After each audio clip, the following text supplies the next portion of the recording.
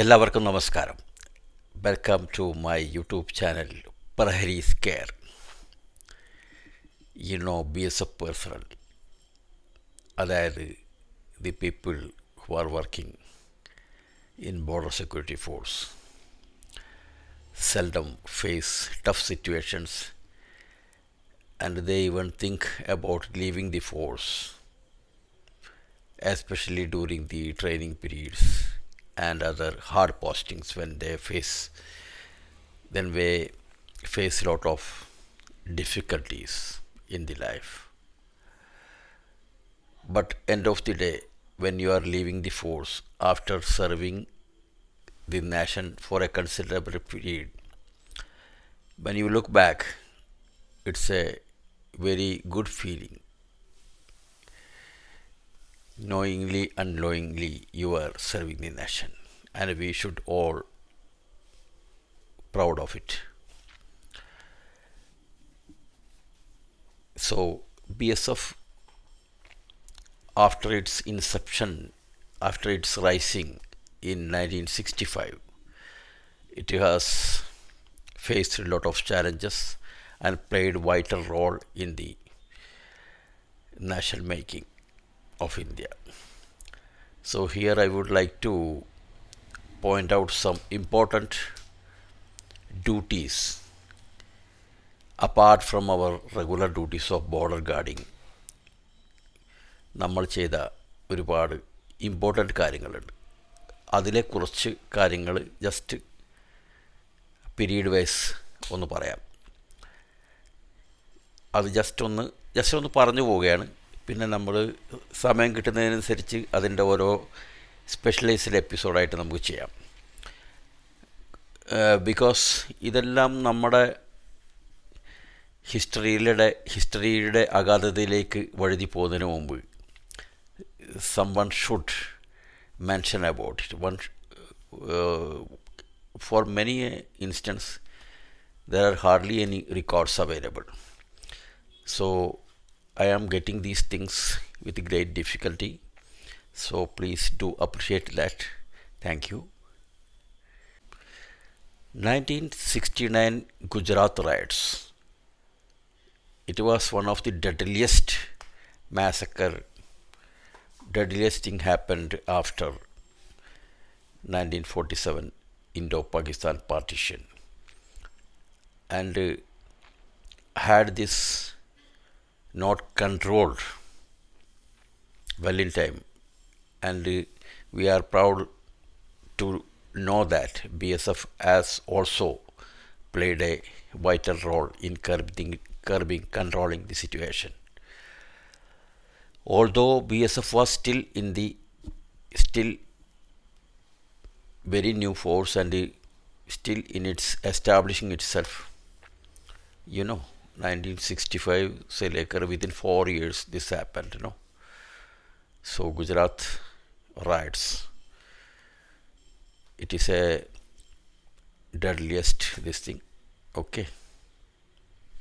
Number 2, 1969 Naxalite menace in West Bengal. രണ്ടാമത് BSF ചെയ്ത ഒരു വൈറ്റൽ ഡ്യൂട്ടി എന്ന് പറഞ്ഞാൽ 1969 തന്നെ നടന്ന നക്സലൈറ്റ് മെനാൻസ് അടച്ചൊടുക്കിയാണ് വെസ്റ്റ് ബംഗാളിൽ. അതിനെപ്പറ്റിയും കുറേ ചരിത്രമുണ്ട്. ചാരു മജുംദാറൊക്കെ കേട്ട് കാണും. Communist party of India Marxist Leninist ML ആണ് അവർ. Then the third one is 1970 controlled the situation in Chandigarh arising out of self-immolation of Saint Ferryman.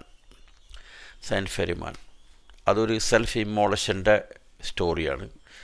അതിനെപ്പറ്റി I did find something, but I could not get any, fruitful or valid documents ഒന്നും കിട്ടിയില്ല അതിനെ പറ്റിയിട്ട്. Okay.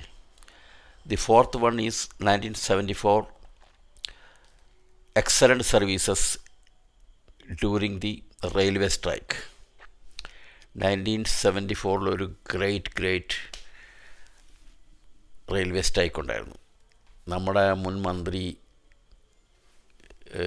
ദിവംഗതനായ George ഫെർണാണ്ടസൊക്കെയാണത് lead ചെയ്തിരുന്നത്. ആ railway strike ഒരു ഭയങ്കര സംഭവമായിരുന്നു.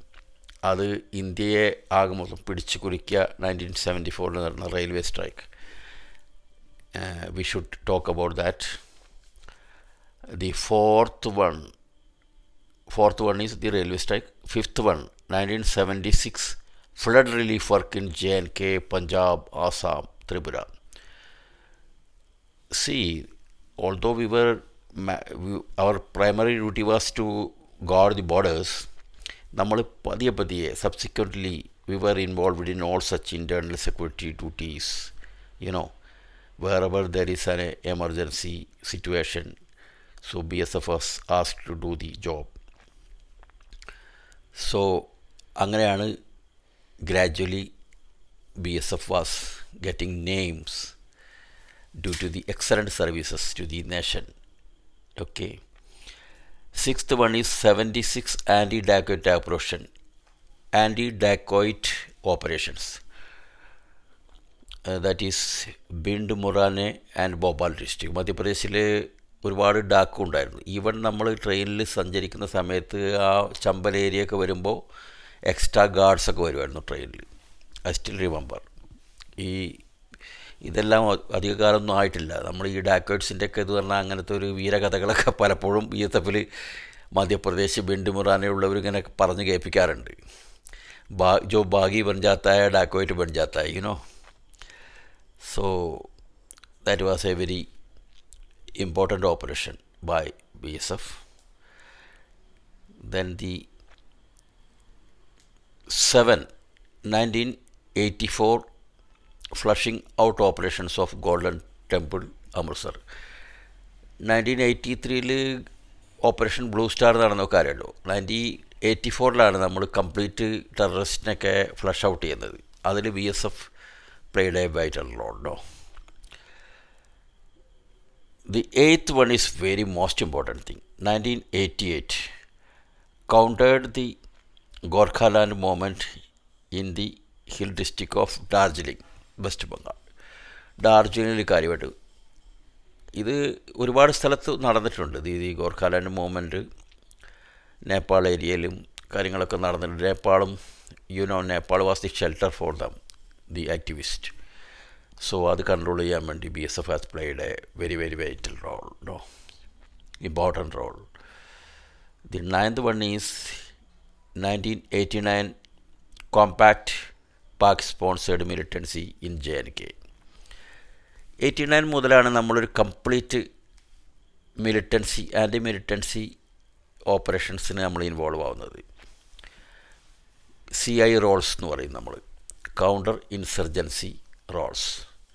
അതിൽ നമ്മളൊരു ഫാൻറ്റാസ്റ്റിക് ആയിട്ടുള്ള ഒരു ഡ്യൂട്ടീസാണ് ചെയ്തുകൊണ്ടിരുന്നത്. Still we are doing it. ഒരുപാട് പേര് ഓൺലി കാശ്മീരിൽ മാത്രം സർവീസ് ചെയ്ത് റിട്ടയർ ആയിട്ട് പോയവരുണ്ട്. And many a people lost their lives there, laid down there the ultimate sacrifice to the nation. I also, my personal friends, I have seen lot of death there. So 92 BH ഹോസ്പിറ്റലിലൊക്കെ നമ്മുടെ ആളുകൾ കിടക്കുന്നതും അവർക്ക് പറ്റിയ കാര്യങ്ങളും, lot of injured people, lot of deceased, everything. Cases of the NO case, court of enquiries, lot of work we have done there. തിരിഞ്ഞു നോക്കുമ്പോൾ അന്നൊക്കെ നമുക്കൊരു ബർഡനായിട്ട് തോന്നുമായിരുന്നു. ഇന്ന് നമ്മൾ നോക്കുമ്പോൾ അതൊക്കെ നല്ല ഒരു സർവീസാണ് നമ്മൾ ചെയ്തത്. ഒരുപാട് പേരുടെ കാര്യങ്ങൾ നമുക്ക് നോക്കാൻ കഴിഞ്ഞിട്ടുണ്ട്. ഒരുപാട് പെൻഷൻ കേസ്, ഒരുപാട് ബെനഫിറ്റ്സിൻ്റെ കേസുകളൊക്കെ ഡീൽ ചെയ്യാൻ പറ്റിയിട്ടുണ്ട്. The 10th one is 2002 Godhra incident. 2002 നടന്ന ഗുജറാത്ത് കലാപ്സിൽ ഗോദ്ര ഇൻസിഡൻ്റ് എന്ന് പറഞ്ഞാൽ അതൊരു ഭയങ്കര സംഭവമായിരുന്നു. അതൊരു ലാൻഡ്മാർക്ക് ഇൻസിഡൻ്റാണ്. ഒരു കൺട്രിയുടെ പൊളിറ്റിക്കൽ സിനാറിയോ കംപ്ലീറ്റ് മാറ്റിമറിച്ച ഒരു സംഭവമായിട്ട് നമുക്ക് വേണമെങ്കിൽ 2002 ഗുജറാത്ത് റൈറ്റ്സിനെ കാണാം. So that was extremely important duties by BSF. No, 2009, the 11th one, formally inducted to combat the LWE in the country.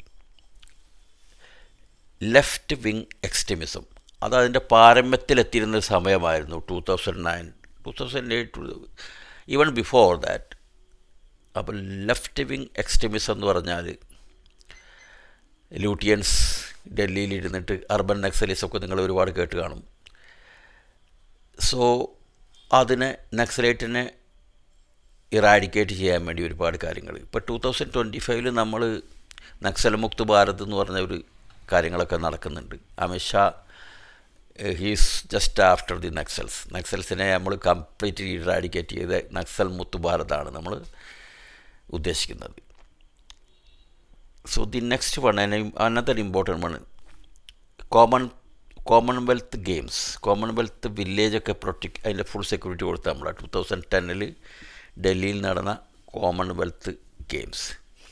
അതിൽ നമ്മൾ BSF ഒരുപാട് നല്ല ഡ്യൂട്ടി ചെയ്തിട്ടുണ്ടെങ്കിൽ ഈ കോമൺവെൽത്ത് ഗെയിംസ് ഒരുപാട് റെക്കോർഡ്സൊക്കെ ഇന്ത്യക്ക് കിട്ടിയ ഒരു സ്പോർട്സ് മീറ്റ് ആയിരുന്നെങ്കിലും but it is well known for the corrupt activities by the Congress government those time. No, Congress ഗവൺമെൻറ്റിൻ്റെ ഒരു ഡിക്ലൈൻ തുടങ്ങിയത് തന്നെ, കോൺഗ്രസ് പാർട്ടിയുടെ ഒരു ഡിക്ലൈൻ തുടങ്ങിയത് തന്നെ even after the scandals, corruption. Commonwealth ഗെയിംസിലെ Sheila Dikshit was the chief minister Delhi that time and Suresh Kalmadi a minister of the union government. ഇവരൊക്കെ ചെയ്ത് നടത്തിയെന്ന് പറയപ്പെടുന്ന Sheila Dikshit, personally I know her, നല്ലൊരു ലീഡറായിരുന്നു. ബട്ട് കറപ്ഷൻ, ഈ ലോ ലെവലിൽ നടക്കുന്ന കറപ്ഷൻസെ കൺട്രോൾ ചെയ്യാൻ പറ്റാത്ത രീതിയിലൊക്കെ വളർന്നു കാണും. സോ ഒരുപാട് എൻക്വയറി നടന്നു, ഒരുപാട് സംഭവങ്ങളൊക്കെ നടന്നു.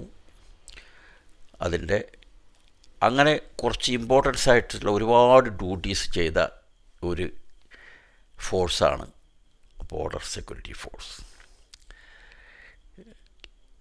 Let us be proud of our great elite force. Okay, so ഇതിൻ്റെയൊക്കെ ഓരോ എപ്പിസോഡായിട്ട് നമ്മൾ ഇതിനെപ്പറ്റിയൊക്കെ സംസാരിക്കുന്നതായിരിക്കും. ഒരുപാട് ദീർഘിപ്പിക്കുന്ന വീഡിയോ നല്ലതല്ലല്ലോ. അതുകൊണ്ട് please like it, subscribe it and also share it if you want to share it. ജയ് ഹിന്ദ്, ജയ് ഭാരത്. Thank U.